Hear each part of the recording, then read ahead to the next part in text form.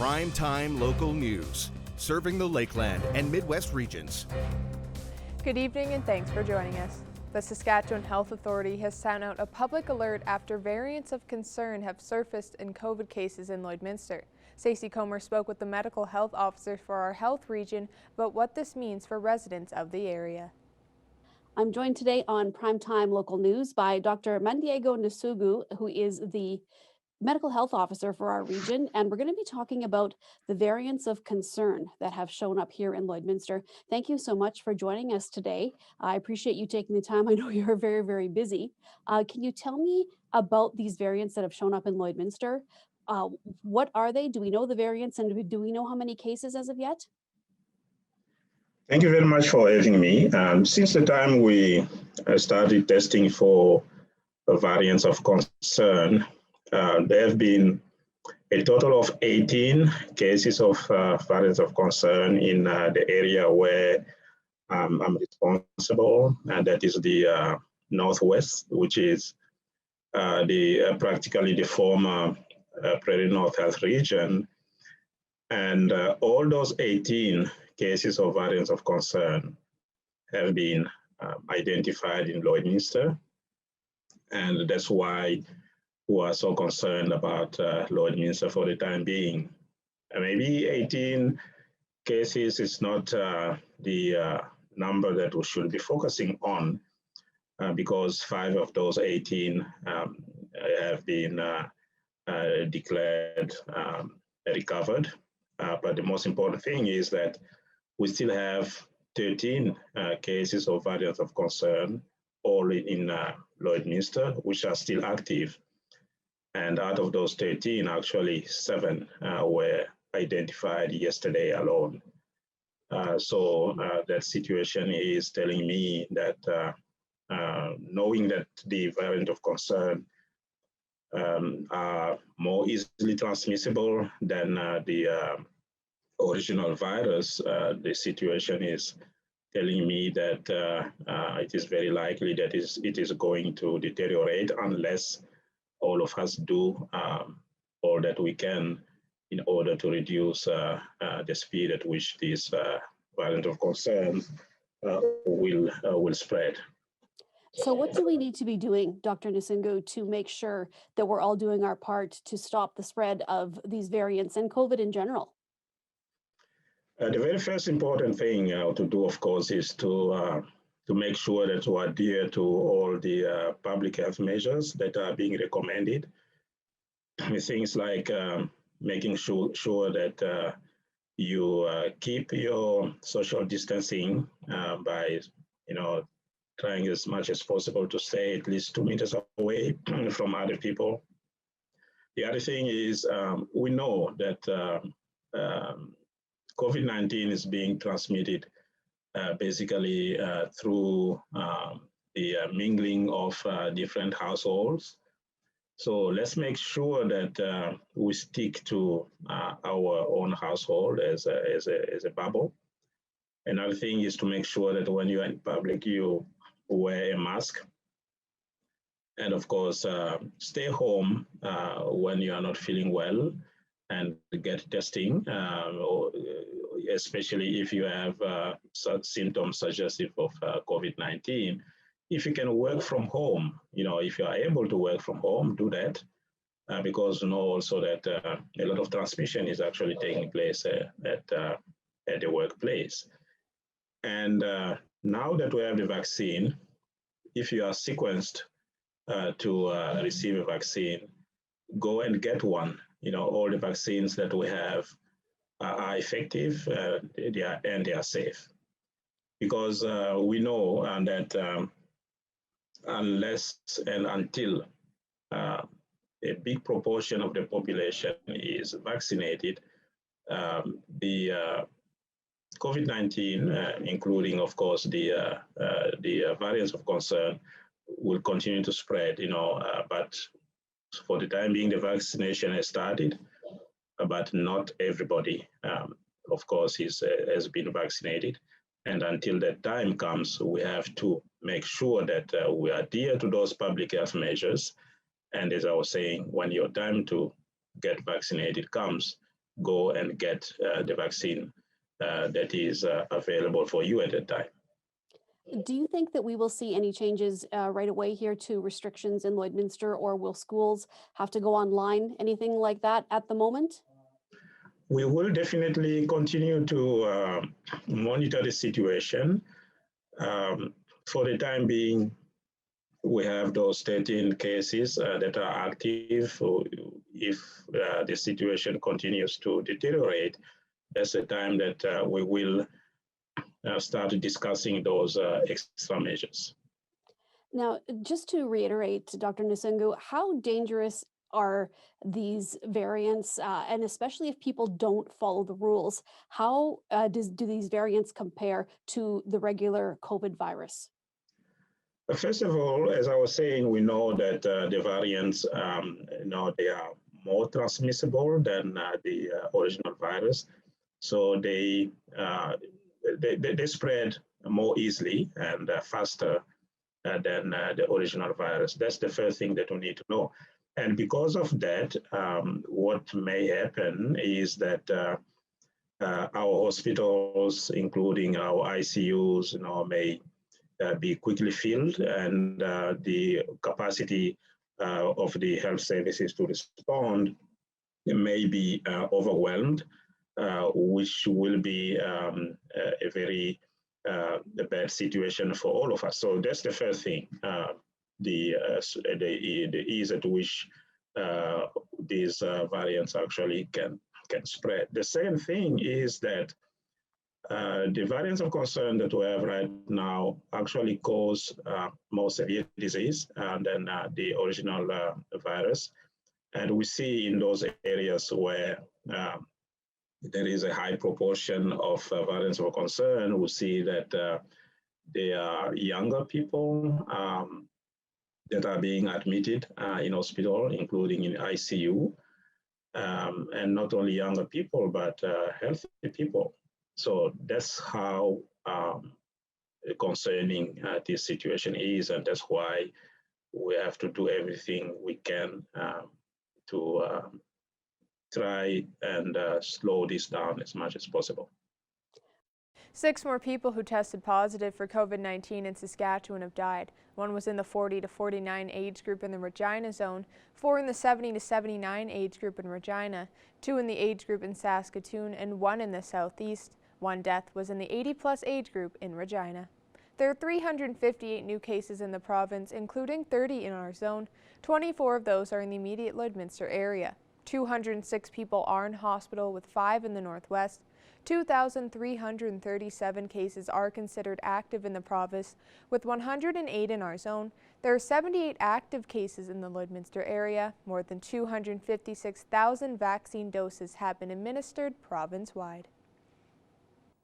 In response to Alberta's move back to Step 1 restrictions, the City of Cold Lake is allowing temporary outdoor dining areas for the city's restaurants. Businesses must submit a site plan on private property to the city, and the permit is valid while the provincial ban on indoor dining remains in place. Cold Lake Mayor Craig Copeland says City Council wanted to react quickly to the changing restrictions and help local businesses. We're going to work with business owners, look at their property, their sketch out a kind of a lot plan and how they're going to do this. And, we just really want to accommodate the business community and really, keep them surviving, right? The city is also exploring the possibility of allowing businesses to create a patio on public property like sidewalks, but hurdles like insurance and alcohol sales need to be addressed. Some businesses are like right on the sidewalk, and so the idea is we're going to try to work with the various businesses that are going to come forward and say, okay, do they use maybe part of the street like you see it in White Avenue in Edmonton, where they've kind of extended the patios out there. So we're going to try to work individually, one-on-one, with all the businesses that want to come forward. Currently, dining establishments are only allowed to open for outdoor patio dining, takeout, curbside pickup, and delivery. Now our Connor Chan will take a first look at your weather forecast.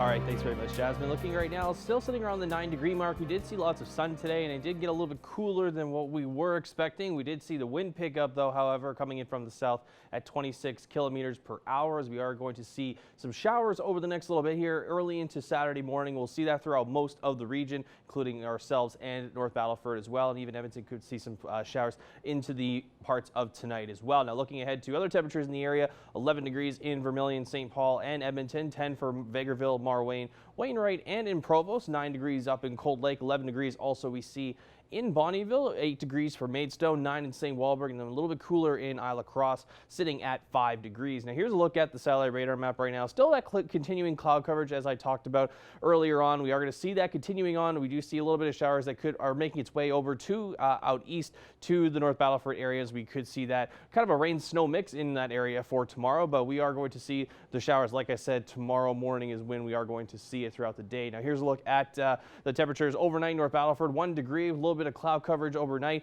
going into 12 degrees tomorrow. And again, we could see a little bit of a higher percentage chance of seeing that precipitation of some sorts tomorrow. -1 overnight in Cold Lake, with some little bit of cloud coverage, going into 8 degrees tomorrow, with some cloud coverage throughout the day, with again sticking in those single-digit temperatures there. And then for us here in Lloydminster, -2 overnight with some clouds, and we are going to see that rain, as I mentioned there, with the high of 10 degrees for tomorrow. So here's a look at the next 3 days. That will be the only day we will see rain on the Saturday, but we are going to still be a little cooler on Sunday at 4 degrees and a low of -3 throughout the day. And then going into Monday, we are expecting some clear skies and a low of -7 to start the day off there. And the wind chill could feel a little bit more like -11. So it is going to feel a little bit cooler, as we are going to see those winds increase still throughout and staying consistent throughout the weekend here, but we will see some clear skies on Monday. That's a first look at your weather forecast. We'll have more primetime local news after the break.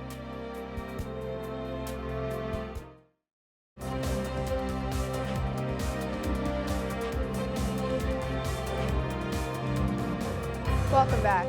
A Vermilion-based scholarship is looking to recognize young women who give back to their community. Tate Laycraft has more. Joining me via Zoom is one of the co-founders for Women of Vermilion, and she's here to talk about a scholarship that they're offering out. Tanis Henderson, thanks so much for doing this. My pleasure. So first off, can you just give me a little bit of history behind this scholarship? How long has it been around, and how did it come to be? Sure. So it comes from our group Women of Vermilion, which is modeled after the 100 Women Who Care that was started in a lot of cities across Canada and the United States, including, I know there's a chapter in Lloydminster that we've worked with. That's wonderful. So we started it. I was passionate personally about starting a scholarship that wasn't just for high marks.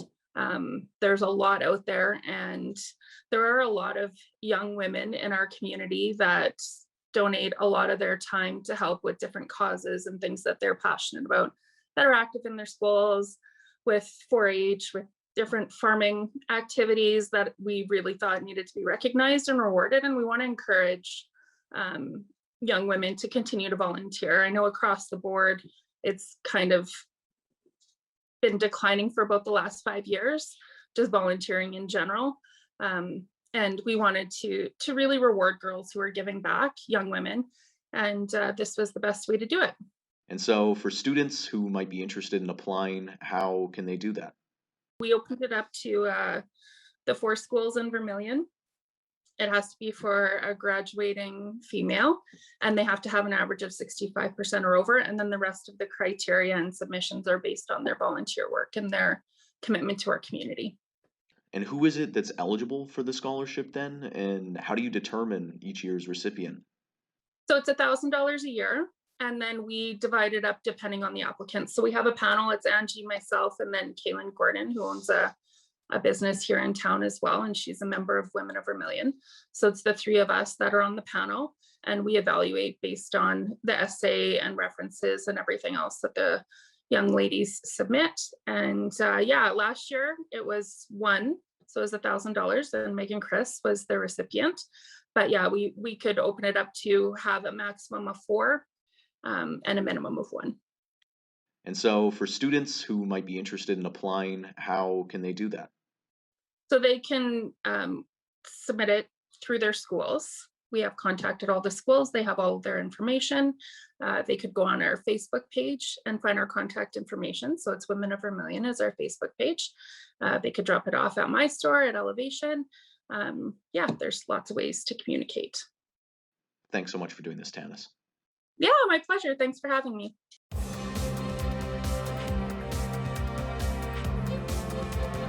In the NCAA, the hockey season is coming to a close. The women's championship wrapped up with the University of Wisconsin taking their second championship in a row. On the men's side, a champion will be named on Saturday as the Frozen Four tournament wraps up. Evan Kenny has more.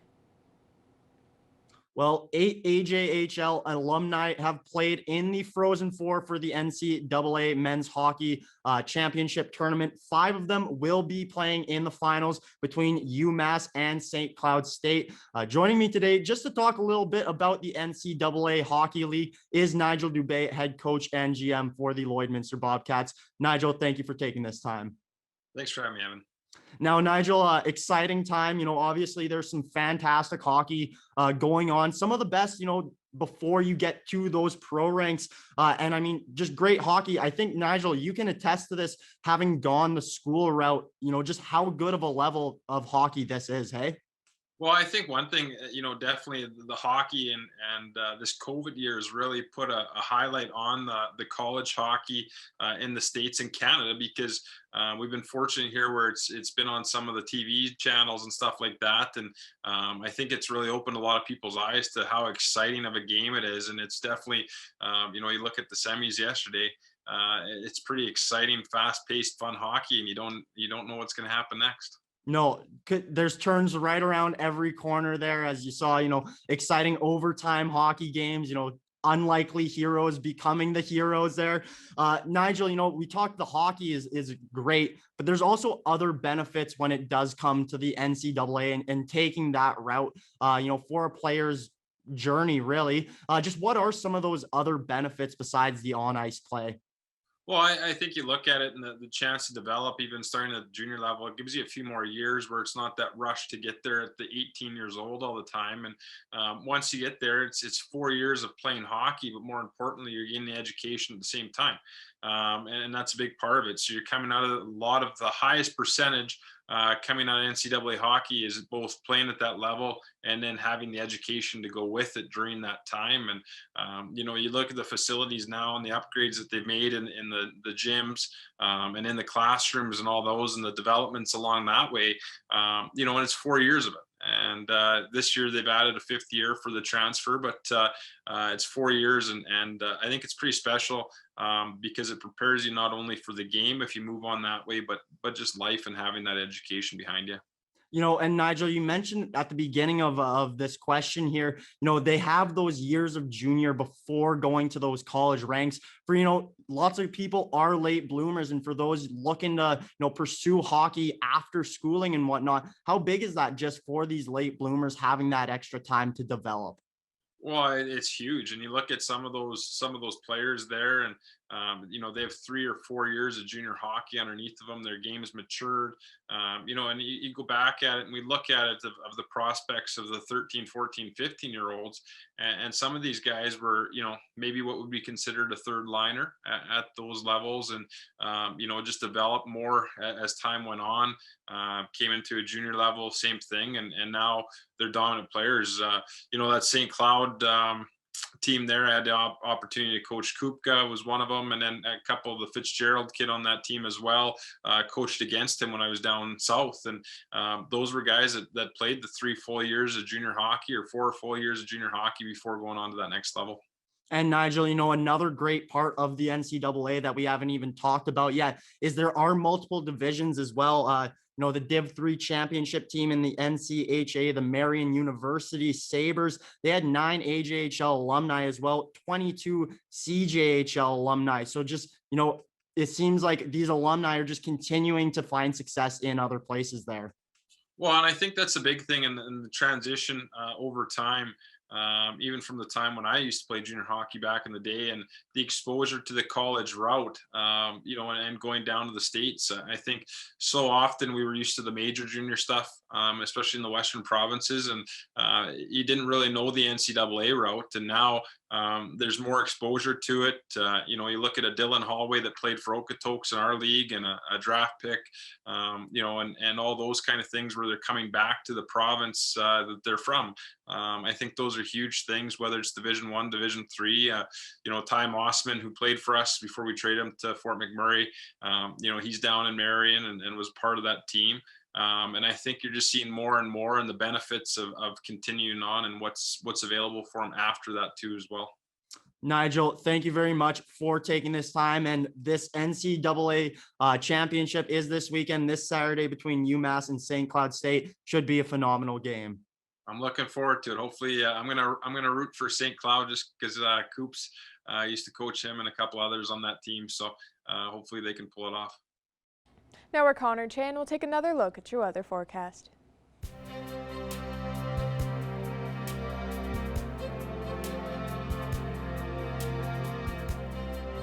Thanks very much, Jasmine. Looking at temperatures again, still sitting around the 10-degree mark here. We see that a lot in the area as well as out west. 11 degrees for Edmonton, 10 degrees in Red Deer, some single digits in Edson at 8, 9 in Whitecourt and Rocky Mountain House, and 4 degrees in Jasper. Looking ahead to Saskatchewan, also it's a little bit cooler there as they could see some rain, snow over the next couple of hours or so and heading into tomorrow. 10 in North Battleford, in Saskatoon and Meadow Lake as well, with 9 in Prince Albert. Taking a look to the far north right now of Saskatchewan, 7 degrees in the Loche and Buffalo Narrows, 3 degrees in La Ronge and Flin Flon, with -3 still in Uranium City and Stony Rapids, so still fairly cooler in those far north regions. Not to say that in Alberta though, as they're in the positives now, in Fort Chipeway at 4 and high level at 3 degrees. 9 degrees in Fort McMurray with 8 in Peace River and Grand Prairie, and then 7 degrees there for Slave Lake. Now looking to southern Alberta and Saskatchewan, they continue their temperatures of getting back to their usual roots of being very warm right now. 10 degrees for Lethbridge, 14 in Medicine Hat with 10 degrees for Coronation, and then we see a little bit cooler in Banff at 3. 9 degrees in Calgary right now. Going over to southern Saskatchewan, we see 12 in Moose Jaw and Kindersley, and then 11 in Swift Current and Estevan, and then 10 in the Queen City in Regina. Now looking ahead to temperatures we could see tomorrow, we are expected some showers in the morning tomorrow, but we are going to get to a daytime high of 10 degrees tomorrow, as well as in Vermilion, Wainwright, and in Maidstone as well. Meadow Lake will also see that 10-degree mark. Marwayne sitting at 9, and we'll also see the 9 in Pierceland and 8 degrees up in Bonnyville and Cold Lake. So here's a look at the next 7 days. As we look ahead to Sunday, we are going to see some cloud coverage again. We're going to get a little cooler in the next couple on the Sunday there at 4 degrees, 3 degrees on Monday as we clear up a lot there. We're expected to be all clear there, and 6 degrees on Tuesday, 10 on Wednesday as we get back to normal warm temperatures here, 12 degrees on Thursday with clear skies once again, and then 12 degrees on Friday to wrap up the 7-day forecast. That is a look at your 7 days. We'll have more primetime local news after the break.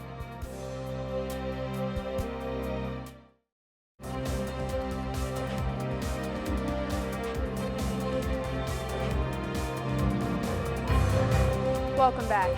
Now we will be taking a look at your pet pad pictures. You can submit your pictures to our Facebook page throughout the week, and then you will be entered to win a pet pad gift card that we will give away at the end of this next hour.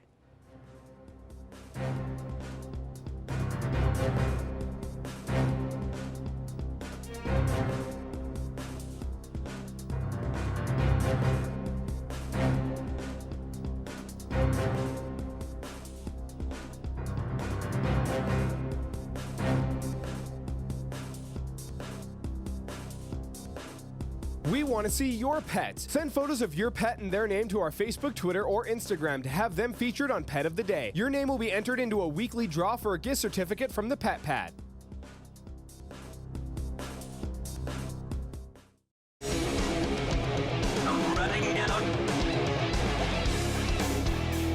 I'm running out of motels.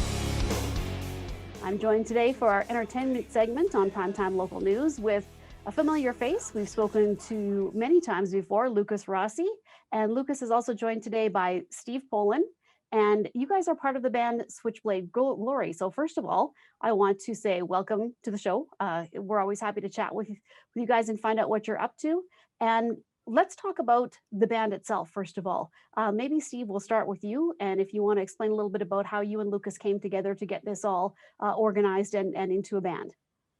Well, Stacey, thank you again so much for having us. So yeah, it was a number of years back where sort of put some friends together for a special project, like a green team. We had Andy Johns, legendary, engineer, producer, who's done bands like Led Zeppelin, Bones, and so on. Kenny Aronoff, who's still with us and playing drums, and we were writing some music together. And once that sort of came together, we were looking for the ultimate singer. And I recognized Lucas actually from Rockstar Supernova. And Lucas, I knew you were going to win from the first show. I saw him, and I just knew it. I knew it. And so we all were kind of putting sort of names in the hat of who would be the ultimate singer. And I thought of Lucas, and we were fortunate enough to get in touch with his management at the time. We arranged a meeting out in Nashville. We sent him the first track, and he sent back Queen of Hearts, which is on the first record, and then we just knew, and then we had sound that was just our own right away, and really kind of the rest was history there. Yeah, I remember that, man. I was like, I was ready to like go about my solo stuff, and I was he reached out to me, and I remember before I played the first musical bed, I was like, oh man, please be rad, like, and his guitar playing is just phenomenal, and so much like grit, like really antagonistic, dirty, southerny slide guitar, like kind of like Chris Cornell, like his earlier stuff when he just played like an acoustic. And like I was so intrigued by this sound because it was part of me that I've been kind of keeping below the surface, because that stuff I do like on my own, it's a different side of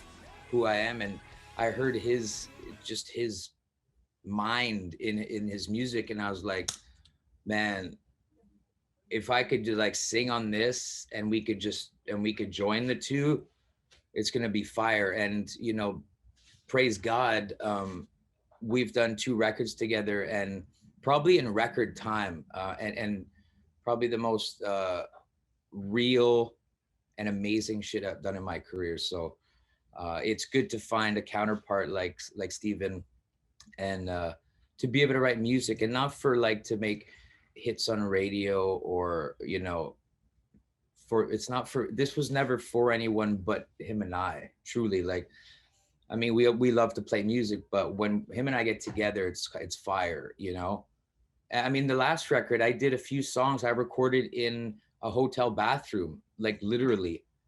So like, and because I was so into like, I had to get these ideas out. So I was in a hotel, and I'm like, I had my laptop and pulled out my mic. I'm like, all right, dude.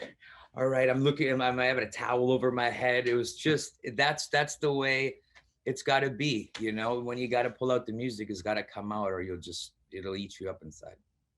Well, tell me about Human Toys, the single. First of all, I had a chance to listen to it and look at the video.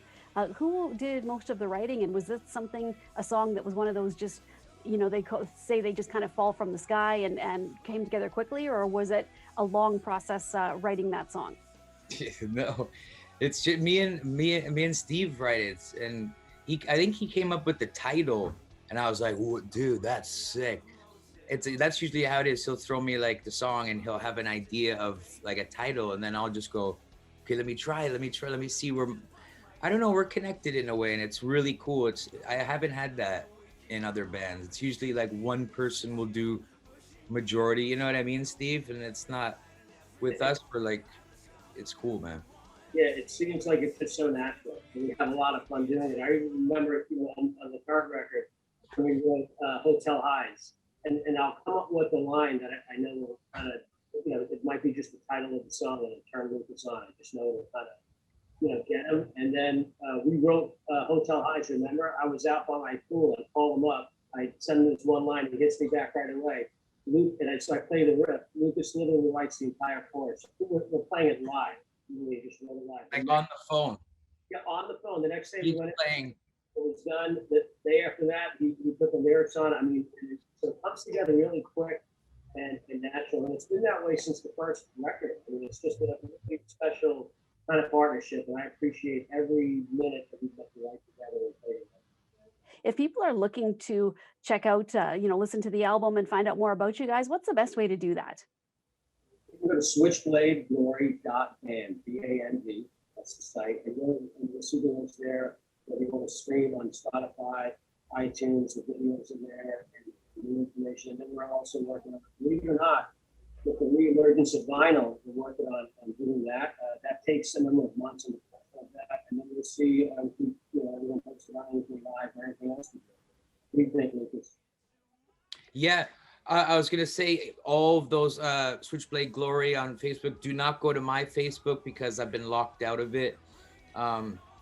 Super weird. But you can go to my Instagram, Lucas Rossi Official, and Switchblade Glory will be all over that.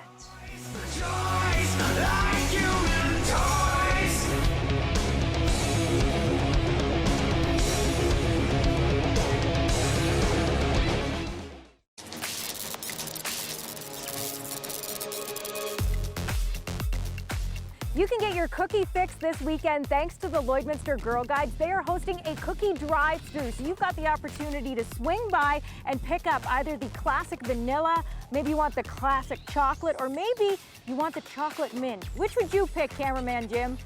Chocolate mint? He's gonna go with one of the classics, the classic chocolate. But you can swing by Saturday and Sunday between noon and 4 p.m. And the cookies will be $5 a box, or a case is $60. And you can also purchase them and donate them to local long-term care homes or the Lloydminster Food Bank as well. Cash only. Stop by and get your Girl Guide cookies this weekend. Get out your walking shoes, your running shoes, or make sure you got lots of air in the bike tires, because just announced is the second annual virtual Stronger for Her 5K. Register now, then between June 9th and June 13th, you head out for that 5 kilometers. You can walk it, you can run it, or you can go for a bike ride, and you support the Lloydminster Interval Home Society and the programs that they offer to our community. Get registered now at trellis.org, and if you register before April the 25th, you get the early bird price of $25. Plus, you can set up your fundraising page. You can even register as a team or an individual. It's completely up to you, but you can get registered now for the virtual Stronger for Her 5K. We hope the Easter Bunny was good to you on the Easter weekend, but we've heard he's left a few eggs still around the city of Lloydminster. So you've got an opportunity to go on an Easter egg hunt. The city of Lloydminster, they've teamed up with some local businesses to put together a number of different clues. So you solve the clues, you find the Easter egg, and you've got a chance to win some really cool prizes. You can find all the clues, all the details through the city's website, lloydminster.ca. You can check that out this weekend. Well, whatever you choose to do this weekend, we hope you stay safe and stay healthy.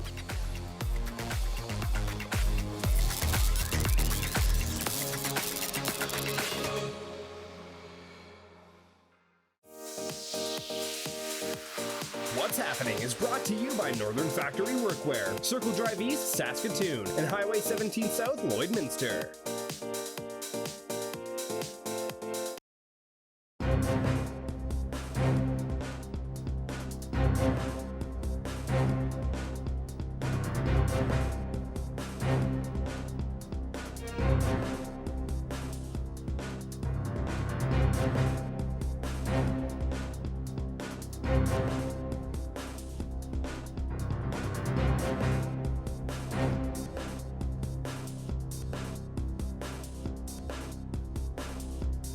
Well, joining us for the Friday entertainment panel this week is Abby St. John. We didn't have one last week because of the Easter holidays, so we're back at it this coming Friday. We're talking a little bit, the first topic's a little bit different today because we're kind of talking about how blockbuster movies are now finally starting to get out there into theaters the way they should be. An example being with Kong versus Godzilla out this past weekend, making lots of money and ironically making more money than Wonder Woman 1984 did. So that kind of tees up for other blockbusters down the road here, you know, like Black Widow and the Suicide Squad, just to name a few that are getting ready, Abby. So what can we possibly see from, you know, numbers wise for the next couple of months here? Yeah, so this was Godzilla versus Kong was definitely, I think, a glimmer of light for Hollywood, for the movie industry. It was released in more than 3,000 theaters across North America also all over the world as well. And it makes it the biggest theatrical release since the pandemic started, and has made around $300 million worldwide at the box office currently. So this is just showing that, you know, the movie industry is getting back into it. And I think that having a movie like this, it was action packed, you know, lots of explosions. It's not really realistic, obviously, because Godzilla and a ginormous gorilla are fighting each other. So I think it was a bit of a distraction. It was a nice film for people to go see, to be distracted from the regular world that we're in right now. And it's doing really well, which is, I think, giving a lot of other theaters, other movies, other production houses more hope, because, you know, it was very ominous last year and we didn't know what was going to happen. A lot of movie theaters every movie theater was shut down.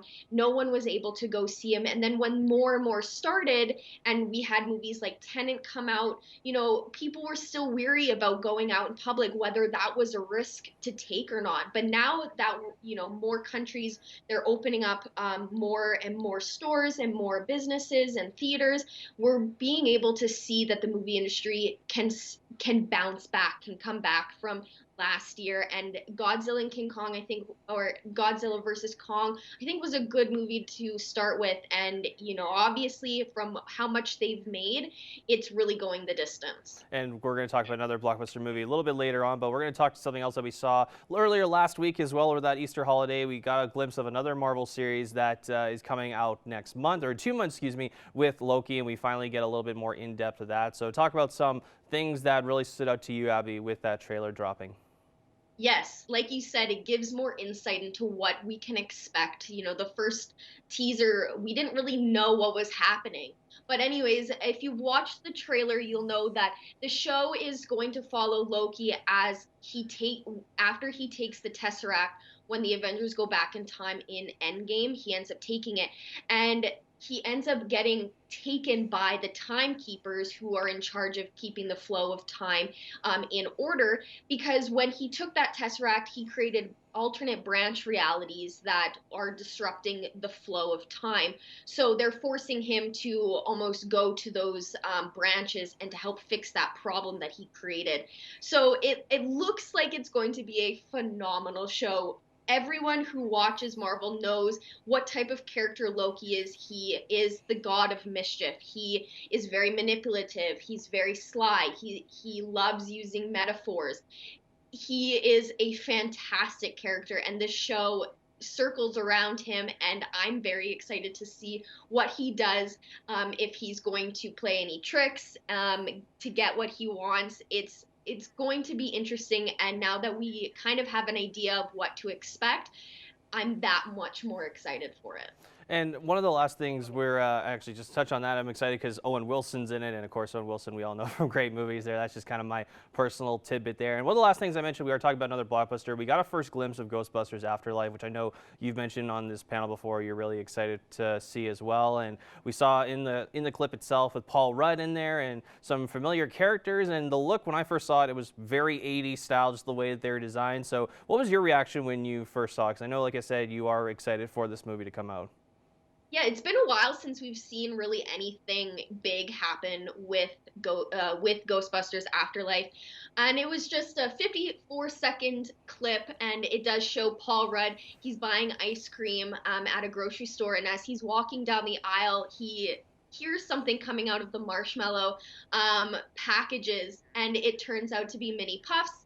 And if you're familiar with the original Ghostbusters with the ginormous puff, there's mini ones now, and it's just a fun little cute clip just showing them, you know, having fun. You can see them melting chocolate on each other, on making s'mores out of each other. So it's a fun little clip, and it makes me again that more excited to see this film. It's going to be interesting to see what the rest of the film's going to be like, but having Paul Rudd of all people in it, you know, it's going to be good. It definitely will be, and of course I'm anxious to see what happens next and also what other ghosts look like as well. Abby St. John, thanks so much. Thank you. Now is that time of the week where we take a look at your Pet Pad gift card winner. Thank you again to everyone who submitted your pictures to our Facebook page. And the winner is Chugs. Thank you so much, Krista, for submitting this picture to our Facebook page, and we will be in contact with you on how you can claim your Pet Pad gift card.